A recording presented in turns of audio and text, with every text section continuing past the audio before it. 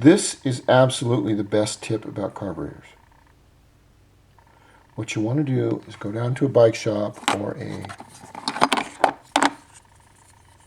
auto parts store and get yourself a fuel filter. Any bit of dust that gets in this orifice right here, or your pilot jet, which is right next to it,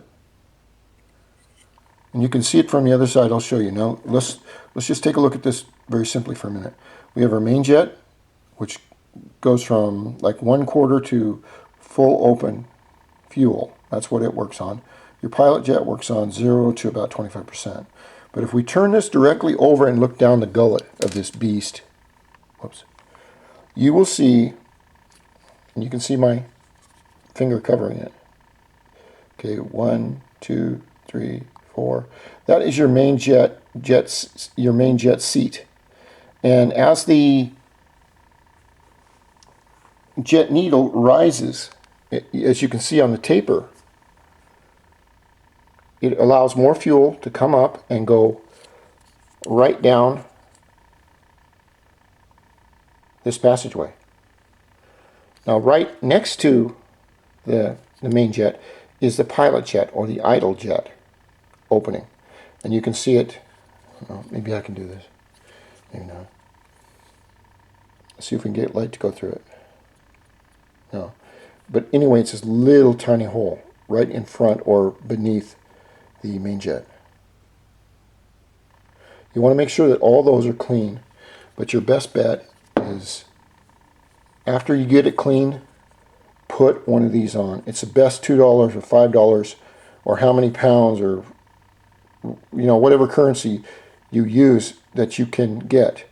Now think about how many times the fuel tank on this is right underneath here. How many times have you ever taken a fuel tank off a motorcycle and cleaned it and looked in it and taken a flashlight and seen how much gunk is in there? Probably never. You just think, well, it'll take care of itself. It won't. Most gas tanks, all gas tanks, along with their valve systems, which, see if I have a valve system I can show you. I have one here and I'll find it just as soon as I don't need it. Anyway, there is one here somewhere. But the valve system has, in the top of the gas tank, it has a little tiny plastic deal. Let's say this is in the gas tank. And here your on and off valves right there. On the top, inside the gas tank, it has a little tiny, it looks like a cloth round fuel, not a filter, but a screen. Now that screen over time can get wrecked. And you don't know if it's going to be that way unless you tear the tank apart, which you won't do. A lot of people won't do.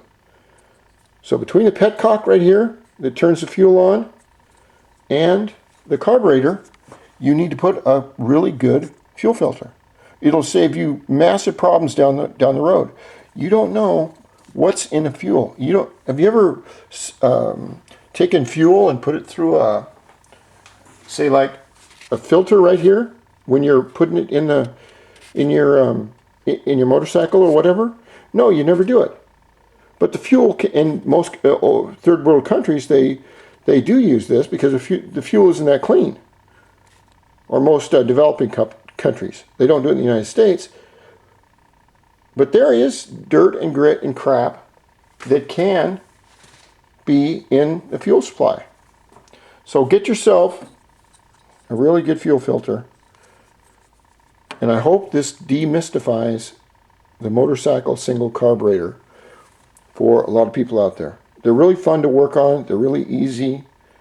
But every journey starts with the first step. And we don't learn by looking at it. We learn by doing. So get out there and rip that carburetor apart and just do it. Fix it all up. And here's your pin here. And when you want to put your slide back on, your, excuse me, not your slide, your float, you hold it in place. Let's see. See, it just pulls out just a little bit. You hold it in place right there. And put your float right in the right area with 2 hands and just slide that pin back in. And generally it'll just slide back in and stay just nice and snugly. And so you'll be fine. The carburetors do need to be cleaned once in a while. And I hope that these videos will help you learn what I learned. And I'm sure there's other people out there that know much more. But I really don't want to hear about it because it's my channel. And I don't want you to rain on my parade. Thank you. Thanks for watching.